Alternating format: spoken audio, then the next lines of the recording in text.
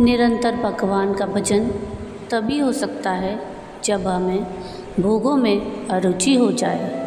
हम भोगों को सत्य मान रहे हैं, यही हमें बार बार दुख, क्लेश और अशांति प्रदान करता है। केवल इसी मनुष्य जन्म में हमें भगवत प्राप्ति हो सकती है। पूरे त्रिभुवन को जो आनंद अनुभव हो रहा है वो आनंद सिंधु की एक बूंद से भी कम हो रहा है। जब तक वह नहीं मिल जाता तब तक जैसे ओस को चाटने से प्यास नहीं बुझती, वैसे ही भोगों को भोगने से आपकी सुख की लालसा नहीं मिटेगी। निश्चय कर लीजिए कि संसार में सुख नहीं है। राधे राधे। ब्रजधाम चैनल में आप सबका स्वागत है। यही सोच के आधार पर आज हम राजा भर्तृहरि और रानी पिंगला की कहानी सुनेंगे। अगर आपको ये कहानी पसंद आए तो प्लीज़ इसको लाइक से ज़रूर कीजिएगा और प्लीज़ मेरे चैनल को सब्सक्राइब कीजिएगा और नीचे कमेंट में राधे राधे ज़रूर लिखिएगा और थैंक्स का बटन दबाकर मुझे सहयोग कीजिएगा, जिससे मैं और नए नए वीडियो आप लोगों के लिए लेकर आ सकूं। राजा भर्तृहरि जो कि अपनी पत्नी की बेवफाई से राजा से सन्यासी बन गए। आइए जानते हैं उनकी कथा। चक्रवर्ती सम्राट महाराज भर्तृहरि जी जब युवावस्था को प्राप्त हुए तो उनके हृदय में भोग आकर्षण हुआ। जितना हम सोच सकते हैं उससे अधिक संपत्ति महाराज भर्तृहरि के पास थी। उज्जैन के महान बलशाली एवं बुद्धिमान राजा विक्रमादित्य इनके ही छोटे भाई थे। भर्तृहरि जी के हृदय में स्त्री के प्रति आकर्षण पैदा हुआ। उन्होंने आदेश दिया कि विश्व की सबसे सुंदर राजकुमारी को उनके पास पत्नी के रूप में वरण करने के लिए लाया जाए। तब पिंगला नाम की एक बहुत सुंदर युवती को भर्तृहरि जी ने अपनी पत्नी के रूप में वरण किया। उन्होंने विचार किया कि आखिरकार भोगों में क्या सुख है, इसका पता लगाना पड़ेगा और उसके लिए मुझे एकांत चाहिए। उन्होंने विक्रमादित्य जी से कहा कि जब तक हम पूरी तरह भोगों का अनुभव नहीं कर लेते तब तक आप राज्य शासन को संभालिए।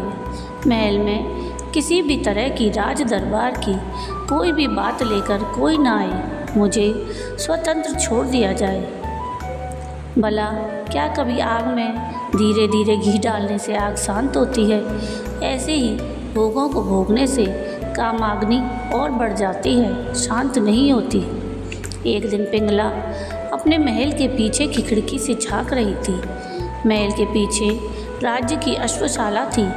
वहाँ घोड़ों की रक्षा और सेवा करने वाला अश्वपाल अपने सेवकों के साथ घोड़ों की देख रेख में लगा था। वह बहुत ही हष्टपुष्ट और जवान था। उसे देख के रानी पिंगला उससे आसक्त हो गई। रानी उस अश्वपाल से एकांत में मिलने लगी। गुप्तचरों के द्वारा जब ये बात विक्रमादित्य जी को पता चली तो वे अंदर से बड़े पीड़ित हुए। वे सोचने लगे कि क्या करें। अगर वो कुछ कहते तो उन पर आरोप लगाए जा सकते थे, लेकिन अगर कुछ नहीं कहते तो राजा के प्रति विश्वासघात होता। राजा उनके बड़े भाई भी थे। विक्रमादित्य जी ने राजा भर्तृहरि जी से एकांत में मिलने की प्रार्थना की। यह सुनकर पिंगला समझ गई कि विक्रमादित्य जी उनके गलत आचरणों के बारे में जान चुके हैं। उनके आने से पहले ही पिंगला ने महाराज भर्तृहरि से कहा कि मुझे पता है वो यहाँ क्यों आ रहे हैं। महाराज को आश्चर्य हुआ। विक्रमादित्य जी ने कहा कि मेरी बात पर विश्वास किया जाए महाराज, महारानी पिंगला का चरित्र ठीक नहीं है। यह अश्वपाल से नाजायज संबंध रखती हैं, ऐसा मुझे गुप्तचरों से पता चला है। महाराज आवेश में महल में गए। रानी ने कहा कि मैं आपको बताती हूँ कि आपके भाई ने आपसे क्या कहा होगा। वो आपको यही बता रहे होंगे कि मेरा अश्वपाल से गलत संबंध है। महाराज ने पूछा, यह आपको कैसे पता चला महारानी? तो महारानी ने कहा कि आपके भाई चरित्रहीन हैं। राजा ने इसका प्रमाण मांगा। महारानी ने धन देकर एक परिवार को राजी किया कि वह राजसभा में कहें कि विक्रमादित्य जी उनकी बहू पर गलत दृष्टि रखते हैं। उस परिवार ने राज दरबार में महारानी के डर से ऐसा ही बोला। महाराज भर्तृहरि जी की पिंगला में आसक्ति थी और अब ये प्रमाण भी मिल गया। उन्होंने पिंगला की सलाह से बिना कुछ सोचे विचारे विक्रमादित्य जी को राज्य से निष्कासित करने का आदेश दे दिया। जो धर्मयुक्त होता है भगवान उसकी रक्षा ज़रूर करते हैं। विक्रमादित्य जी की भी रक्षा भगवान ने की। एक ब्राह्मण धन लाभ के लिए तपस्या कर रहा था। देवराज इंद्र उसके सामने प्रकट हुए। उन्होंने उसे अमृत फल दिया और अंतर्ध्यान हो गए। ब्राह्मण ने सोचा, मैं तो वैसे ही दरिद्र हूँ, भूख से मर रहा हूँ, अमर होकर क्या करूँगा, मुझे तो धन चाहिए था। उसे विचार आया कि यह फल मैं महाराज भर्तृहरि जी को दे देता हूँ। अगर धर्मात्मा राजा बहुत काल तक जीवित रहेंगे तो प्रजा सुखी रहेगी। महाराज भर्तृहरि ने उसका अमृत फल स्वीकार किया और आदेश दिया कि उस ब्राह्मण को जितना धन चाहिए उसे उतना धन दे दिया जाए। एकांत में महाराज ने विचार किया कि मेरा संपूर्ण मन तो पिंगला में आसक्त है, मैं अमर होकर क्या करूँगा। अगर पिंगला अमर हो जाए तो जब तक मैं जीवित रहूँगा वह भी मेरे साथ रहेगी। उन्होंने वह फल पिंगला को दे दिया और पिंगला ने पवित्र होकर फल खाने का वादा करके फल स्वीकार कर लिया। पिंगला ने सोचा कि यदि अश्वपाल अमर फल खा लेगा तो उनका मिलन होता रहेगा। एकांत में पिंगला ने वह फल अश्वपाल को दे दिया। अश्वपाल की आसक्ति महाराज के दरबार में नृत्य करने वाली एक वेश्या में थी। अश्वपाल ने वह फल उस वेश्या को दे दिया ताकि वह आजीवन उससे मिलता रह सके। वेश्या ने विचार किया कि मैं जिस दरबार में नृत्य करती हूँ अगर उसके महाराज ये अमर फल खाएं तो ज़्यादा अच्छा रहेगा। उसने राजा से मिलने की याचना की और महाराज से मिलकर उन्हें वह अमर फल दे दिया। अमर फल देखते ही महाराज के होश उड़ गए। उन्होंने वेश्या से कहा कि तुम्हें किसी भी प्रकार का दंड नहीं दिया जाएगा, पर सत्य बताओ कि यह अमर फल तुम्हें कहाँ से मिला। उसने बोला कि मेरा एक मित्र है जो राज परिवार के घोड़ों की सेवा करता है, उसी ने मुझे ये अमर फल दिया। महाराज ने अश्वपाल को बुलाया और कहा कि वैसे तो मैं तुम्हारे सैकड़ों टुकड़े करवा सकता हूँ, लेकिन अगर तुम मुझे सत्य बता दोगे कि तुम्हें यह अमर फल कहाँ से मिला तो मैं तुम्हें क्षमा कर दूँगा। भयभीत होकर उसने बताया कि महारानी पिंगला ने ही उसे वह अमर फल दिया था। महाराज आश्चर्यचकित हुए। उन्होंने सोचा कि मुझे चक्रवर्ती सम्राट से पिंगला संतुष्ट नहीं है और अश्वपाल से आसक्त है।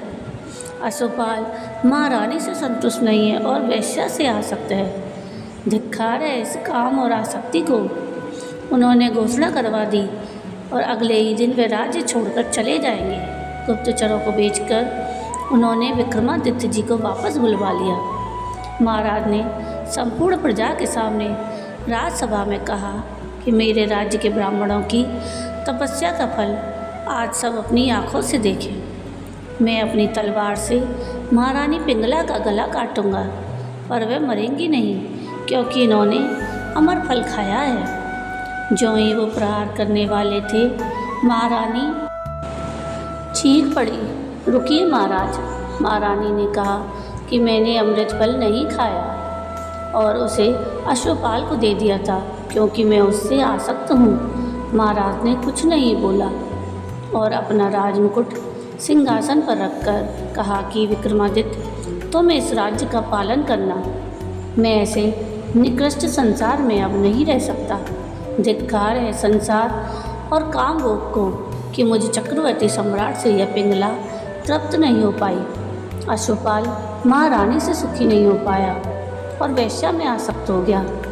धिक्कार है इस झूठे संसार के प्यार को। इसके बाद उन्होंने राज्य का त्याग करके घोर वैराग्य में जीवन व्यतीत किया और भगवान शंकर का साक्षात्कार करके ये वरदान मांगा कि कभी उन्हें सम्मान से भिक्षा भी न मिले, क्योंकि यह सम्मान ही संसार के राग को पुष्ट करता है।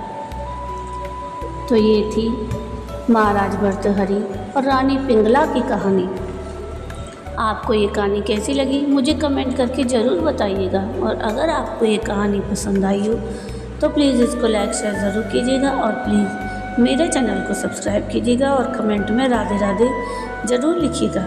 नीचे थैंक्स का बटन दबाकर मुझे सहयोग कीजिएगा, जिससे मैं और नए नए वीडियो आप लोगों के लिए लेकर आ सकूं। वीडियो पूरा देखने के लिए थैंक यू। राधे राधे।